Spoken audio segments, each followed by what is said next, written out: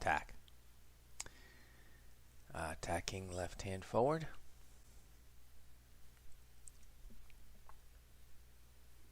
And tacking right hand forward.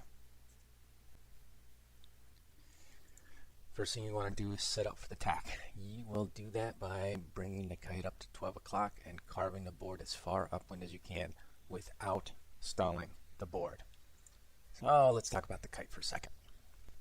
You're going to start by bringing the kite up to 12 o'clock. However, during your entire tack, you need to continue moving the kite across the wind window. So for example, if your kite is at 1 o'clock when you start your tack, you're going to move it up to 12 o'clock, do your transition, but the kite needs to continue moving from 12 o'clock across the wind window to 11 o'clock. If you stop the kite any time during your tack, you will not complete your tack. Another important part is the board. You don't want to oversteer. You don't want to overcarve. So you carve as far upwind as you can without stalling the board. Before the board stalls, you start your transition. If you're so focused on pointing that board straight upwind, sometimes you're not going to make it there. So it's more important you start your transition before you stall. The board does not have to point straight into the wind for you to have a successful tack. Let's see what it looks like. Okay, I am riding left hand forward, so I am going to take my right hand and start moving my kite up to 12 o'clock.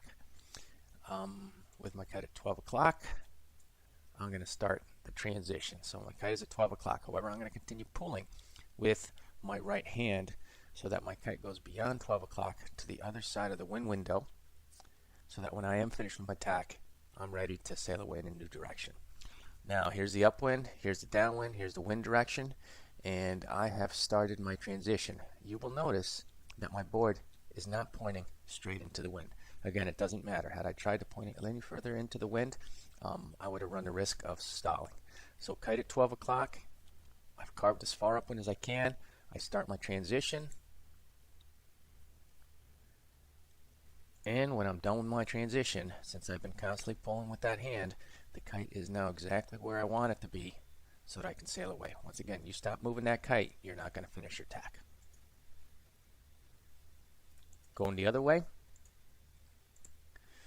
Upwind, downwind, here's my wind direction. I'm going to pull with my left hand here. I'm going to bring my kite up to 12 o'clock. I'm going to carve as far into the wind as I can before I start my transition.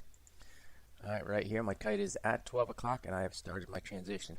As you can see, my board is pointed a lot more upwind than the previous tack. Again, what's more important is that you start your transition before you stall. Now remember, I'm going to keep that kite moving. I'm going to keep pulling with my left hand so that my kite travels to the other side of the wind window, and when I'm done with my tack, it's exactly where I want it to be to kite away.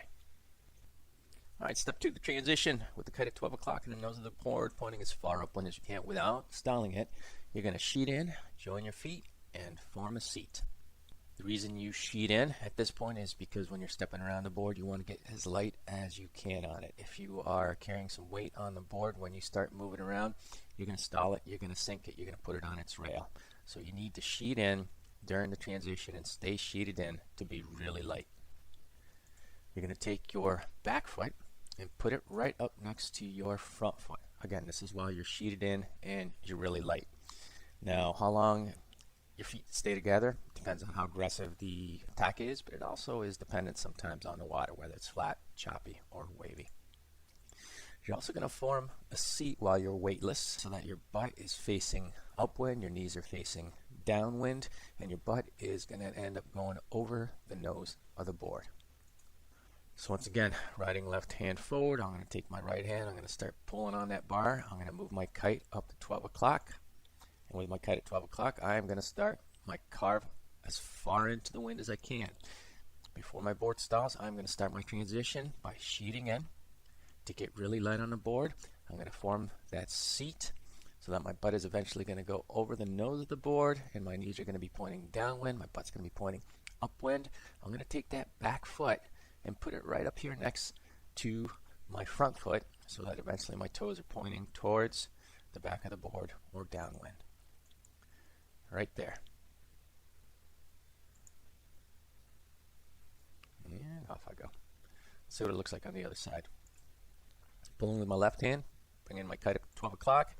start my carve, and right before I stall, I start my transition. Once again, my kite is at 12 o'clock. I'm going to sheet in to get really light on that board so it doesn't stall on me. I'm going to take that back foot and place it over here next to my front foot so that my toes are pointing downwind or towards the back of the board. I'm forming that seat so that my butt is upwind, my knees are downwind, my butt's eventually going to go over the nose of the board. Right here. Now you'll notice that I'm not spending much time with my feet together on this tack. Definitely not compared to the previous tack. Again, it doesn't matter as long as you do this procedure. And I'm off the other way. Final step here. Your feet are together. You're light on the board. Next thing you need to do is you want to sheet out on the bar to get heavy on the board again. And you're going to take your new back foot and you're going to put it into position. What you can do here is you can't carve anymore. You're done with the carve, so now you need to steer the board the remainder of the way, and you can use your feet and the kite in order to make that happen so you can sail away in a new direction. From the beginning, pulling with the right hand, bringing the kite up to 12 o'clock, carve it as far upwind as I can without stalling. I'm going to sheet in, get really light on the board. I'm going to take that back foot, put it next to my front foot. Toes pointing downwind. I'm forming a seat. My butt's pointing upwind. It's going to swing over the nose of the board. Feet are together. Okay, right here, I am going to start sheeting out again to get heavy on the board. I'm going to take my new back foot and put it into position. Since I've been constantly pulling with this hand, the kite is exactly where I want it to be on the other side of the wind window. And since I have weight on my board again, I can use, especially the front foot here, to steer, to push the board the remainder of the way to complete the tack and sail away. On the other side, pulling with the left hand, kite to 12 o'clock, carve as far as I can without stalling. Start my transition by sheeting in, getting really light, taking that back foot, putting it next to the front foot, forming a seat so that the butt swings over the nose. And right about here, I'm going to start sheeting out to get heavy on the board again. I'm going to take my new back foot, put it into position, and steer with my feet and the kite if I need to finish the tack and sail away. One last time. Kite to 12, carve upwind, sheet in, stay light, do your transition, sheet out, steer, and kite away. The other way, kite to 12, carve up, do your transition, sheet out, put some weight on the board, and sail away. Guys, have fun with this one. Bye.